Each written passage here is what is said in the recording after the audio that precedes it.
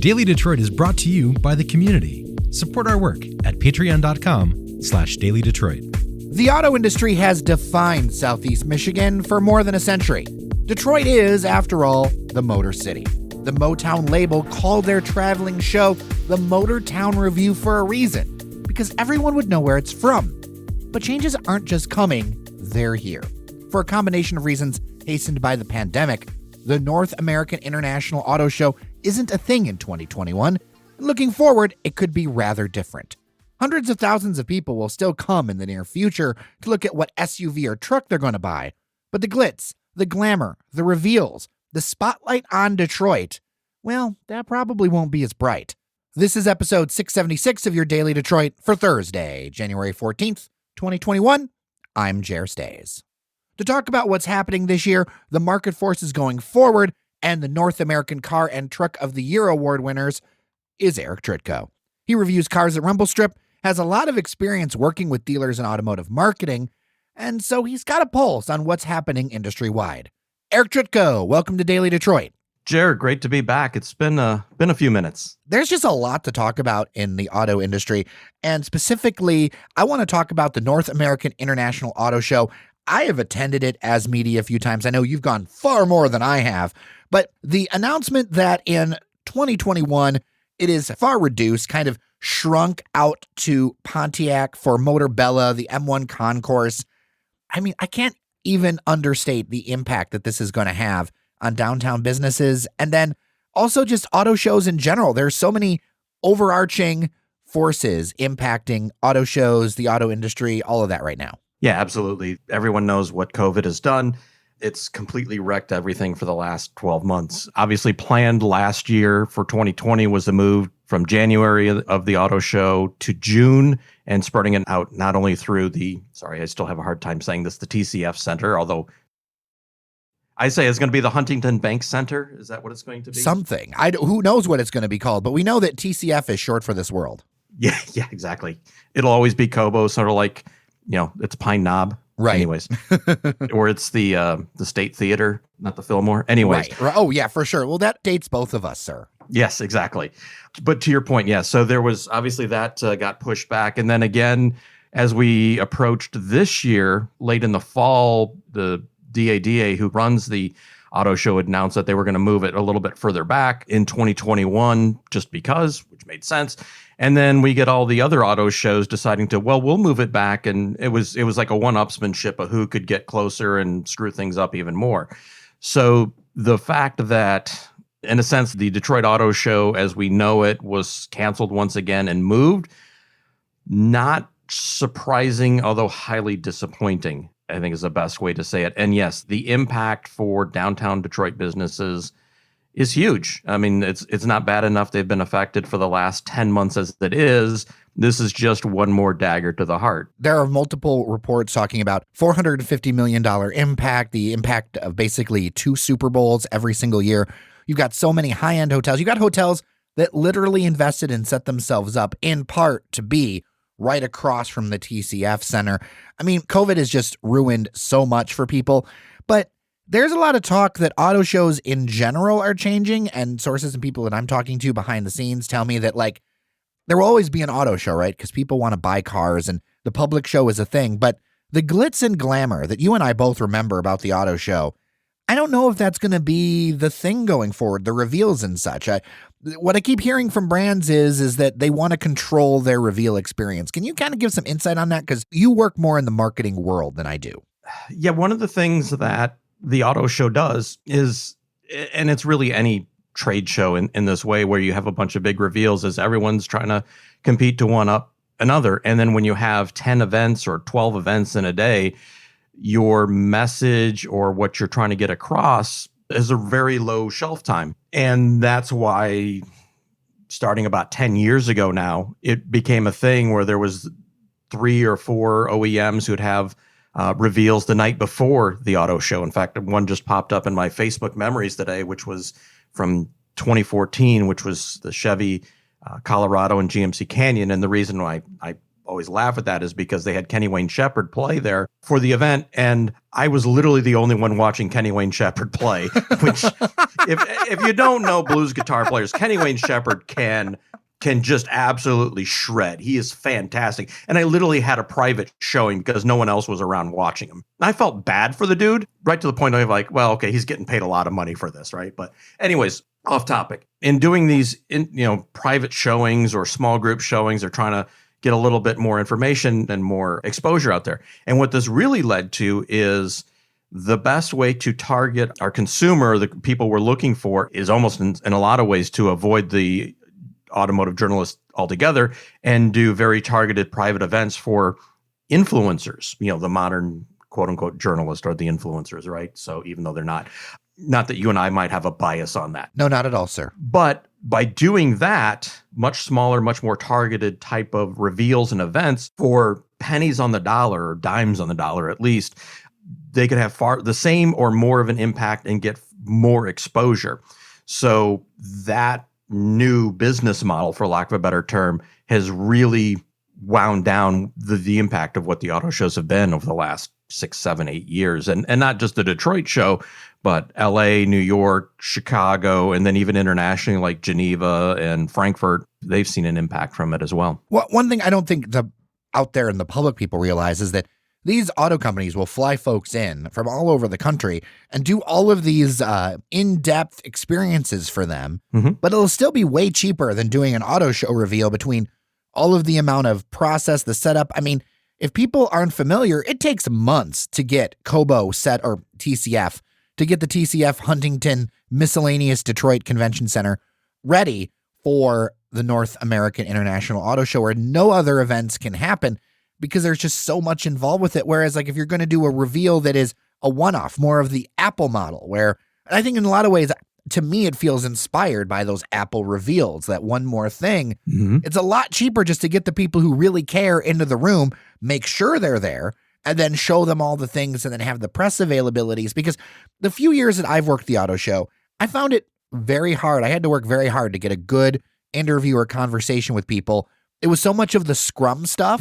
As somebody in my style of journalism that I do, I'm not a big fan of the scrum. I'll do it.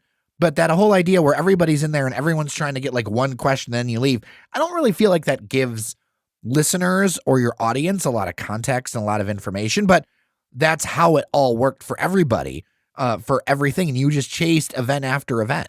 That's exactly right. Yeah, a lot of these OEMs were spending somewhere between $30 and $70 million to put up a display and run the event for 10 to 12 days. Yeah, I mean, that's a lot of money. I don't care if you're a billion-dollar corporation. That's still a lot of money for short term.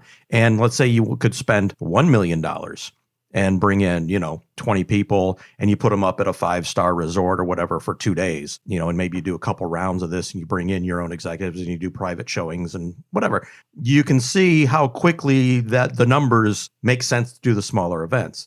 And then to your point about trying to get the executives or anyone to have a longer conversation with you after the fact, well, you're trying to make sure you cover everything and you don't want to miss out on anything. But at the same time, you need to circle back and try to get appointments with all these people to have something more than a 2 or 3 question conversation. And that 15 minutes or 20 minutes that you get to talk to them, how many other events have you missed out on? Or, maybe you needed to get this one and they got delayed. And yeah, it's an entire mess of scheduling. Trying to do it on your own as a one-person show is a bit of a nightmare. Some of the large organizations that can bring more people in and can afford to, they have a little bit better opportunity. But from a logistics standpoint, not only covering the event, but actually putting on the event. Yeah, it's hard and it's very expensive. Do you think the auto show as we know it is fading into the rearview mirror? I do. Like you said, there will always be an auto show because it's a great opportunity for consumers to see a lot of vehicles in one place. Now, they might not get a lot of exposure to it, but at least they can get around, look at it,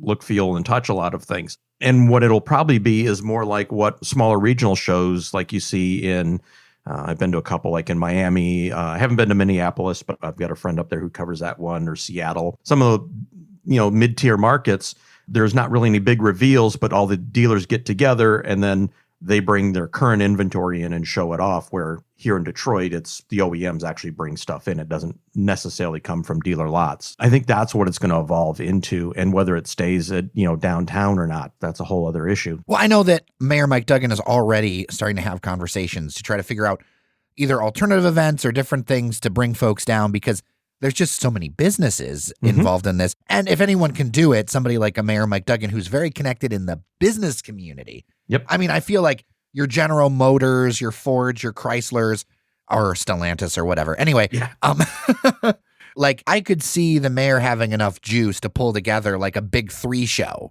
or something like that. And then you mix that along with some mobility and forward things, connections over at Ford with what's happening at MCS. I feel like there will be an alternative event that will be good. And this is just my speculation, pure speculation.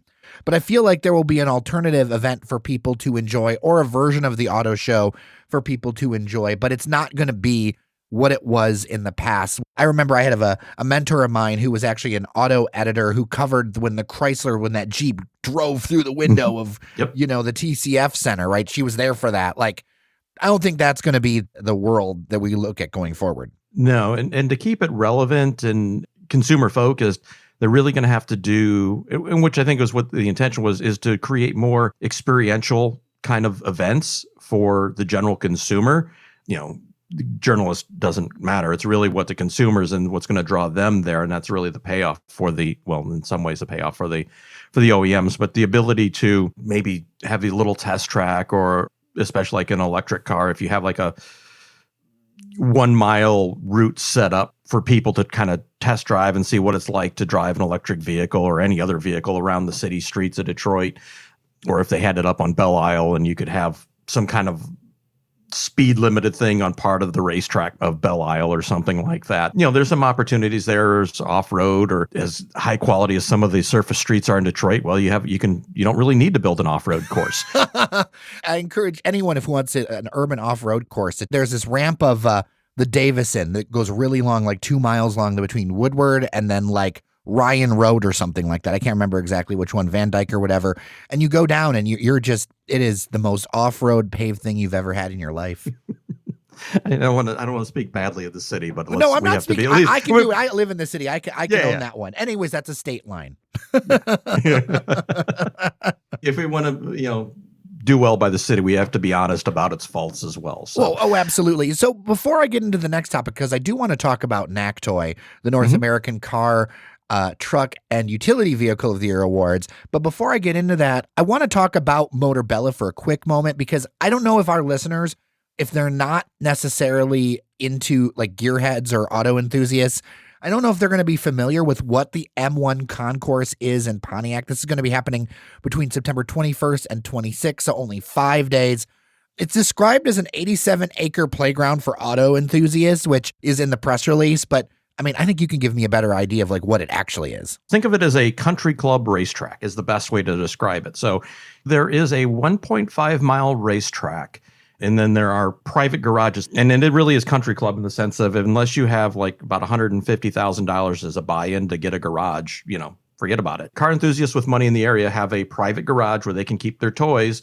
You can book time to go out and drive to their heart's content at speed on the racetrack. It actually is a pretty cool place. And then they do public events as well. They've done Cars and Coffee. A few OEMs have done product launches there. And I think that's been the idea, is to build it out from not just for the well-heeled, but they do have some open track days where you can take your car and go there for substantial fee. It's a couple $100 usually.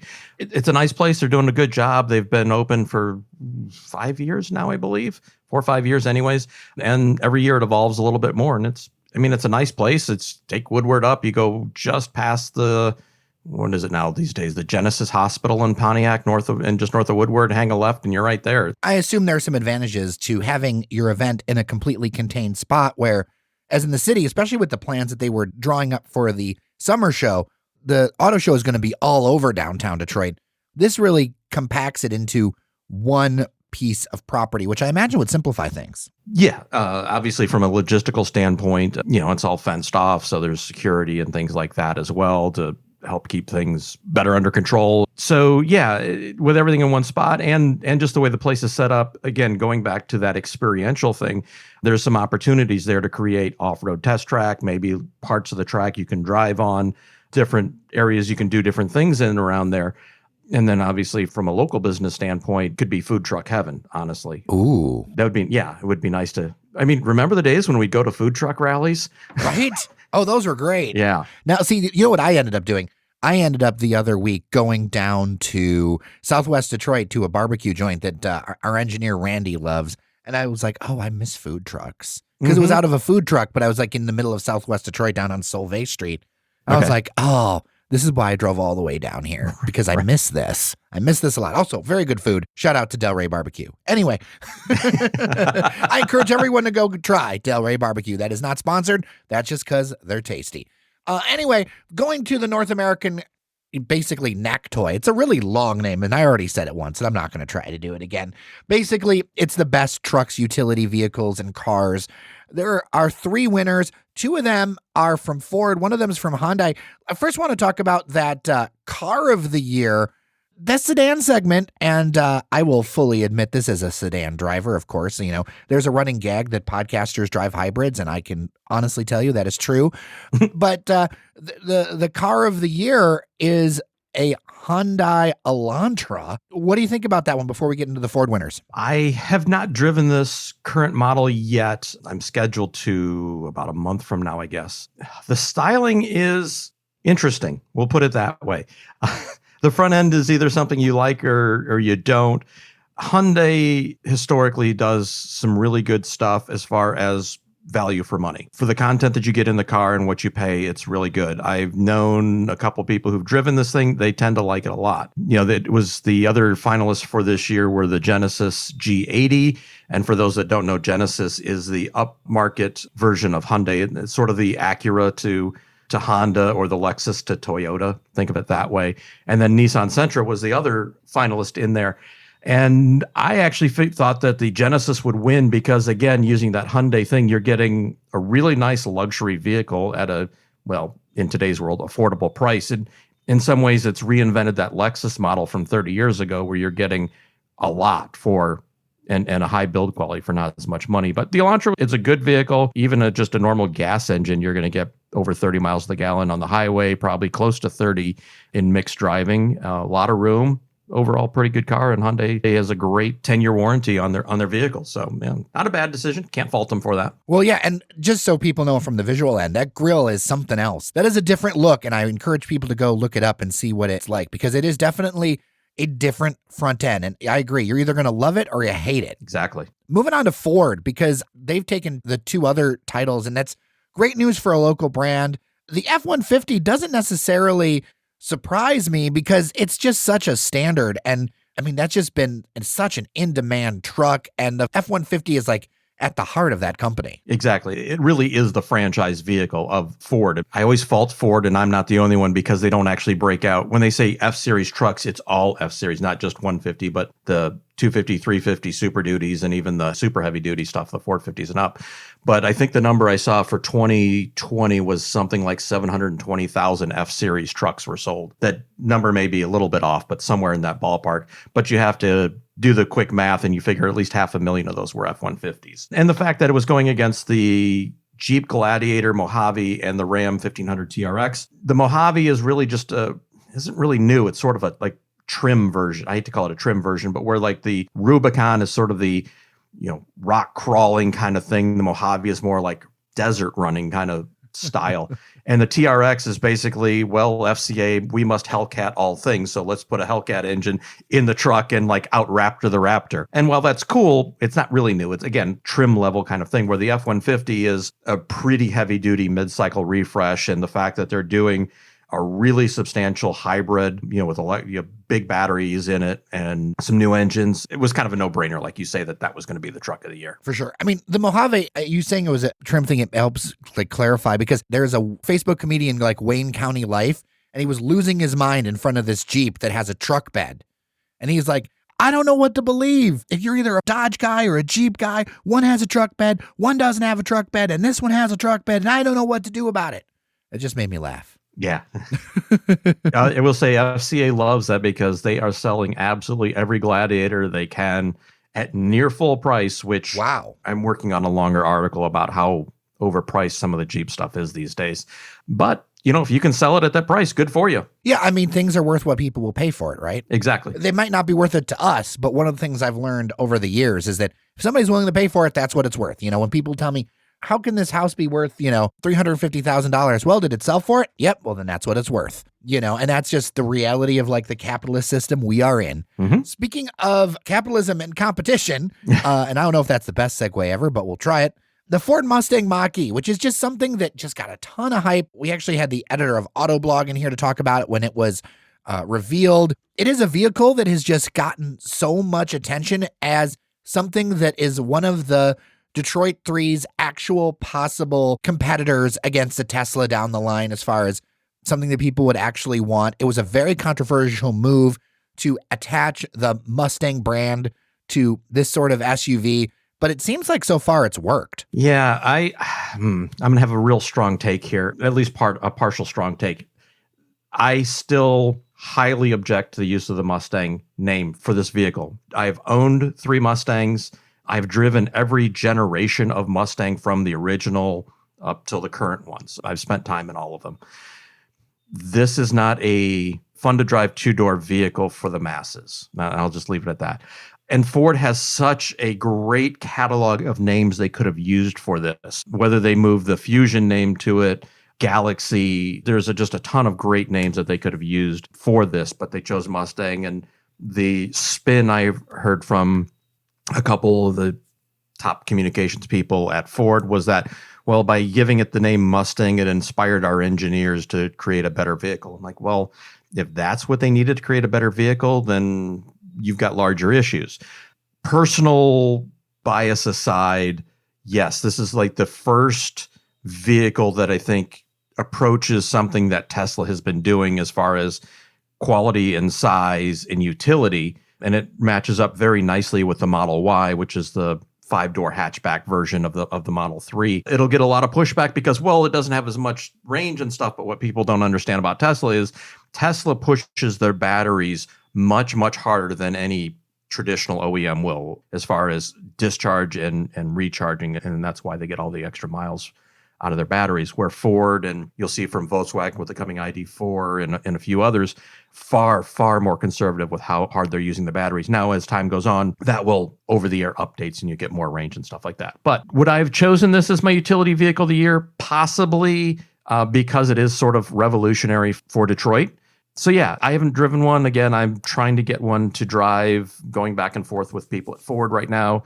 I'm excited to drive it because I want my reservations to be put aside. I want to see Ford succeed at this. And I hope that they get the product launch right. To me, I look at this, as to your Mustang point, I feel like it's a situation where a lot of people know the Mustang name, they love the Mustang name, but a 2-door fun car doesn't fit in their buying profile. Right. And so this gives them something in the Mustang brand to sell to people that they can actually buy and actually justify buying. Because outside of the enthusiast, that Mustang name, people know it, but like a Mustang as a daily driver makes no sense for me. I'll see, I daily drove Mustangs for 10 years. So fair. Yeah. And even through like big, powerful, supercharged V8 versions through the winters of Detroit. And I've done it. Wow. Okay. Well, objection noted. And I'm looking forward to seeing how this goes. I hope that you do get the chance to drive it. I'd love to get a chance to properly drive it. I've driven a Tesla and I drive a hybrid electric now in an electric mode. It is a fun car.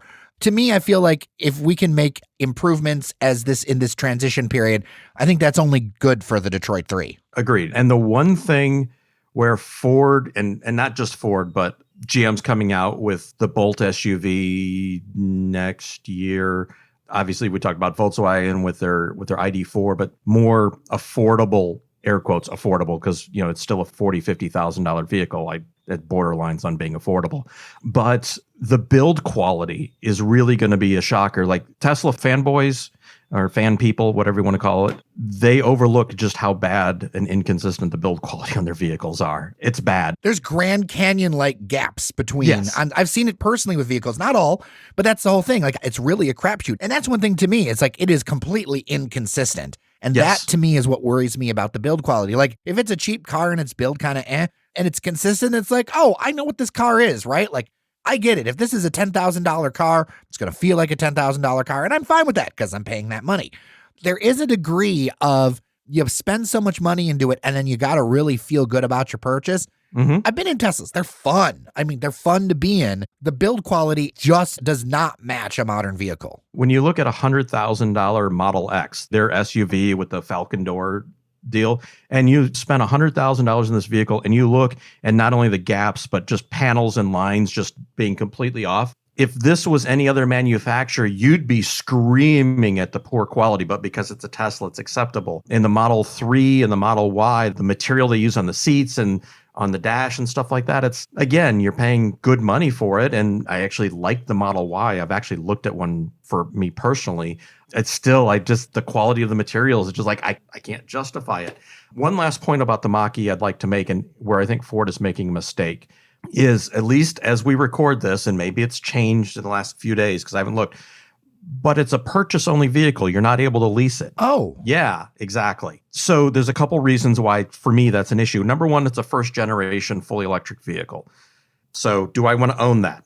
Personally, I have reservations. Two, as quickly as we're seeing this technology advance, do you want to be owning, let's just call it first generation Ford anyways, fully electric car technology for the next 6 to 10 years? Again, I don't know. Third, yes, it is eligible for the $7,500 federal tax credit, but it's not like the government's cutting you a check and then you take that check and pay down your balance. It literally is a credit on your taxes to reduce your overall tax bill, where if you were to lease a vehicle, that tax credit can be directly applied to your monthly payment. So all of a sudden, your average price on this Mach-E is probably going to be close to $50,000. So you're talking a $700-800 a month car payment. All right, let's just say $6. But if you could get that tax credit into a lease, all of a sudden you're able to lease it for, say, $350 to $450 a month. That's a pretty big gulf. And then 2-3 years from now, when you turn it in, you can get the latest technology. Normally, I'm not a big leasing fan, but for these early generations of fully electric cars, I think it's the smart move. Well, looking into it, one of the things that's interesting about the Mach-E is that they do this Ford options program as opposed to leasing. And reading it kind of looks like rent to own. Like you pay a down payment and then you pay back your balance. And I wonder if that's a function of the tax credits. They're trying to get around some things here, and I don't fully understand it. And I think all it does is really confuse the consumer, where we're used to either I'm buying it and paying a monthly payment, or I'm leasing it and making a monthly payment. And this is sort of some halfway rent-a-center, rent-to-own kind of thing. Well, Eric Trytko, thank you so much for your time today. I really appreciate it. You can follow him on Instagram at RumbleStrip, Twitter at RumbleStrip, everywhere RumbleStrip. Eric, I appreciate you. And until next time, sir. Jared, greatly appreciate you having me on the show again, and great to talk to you once again.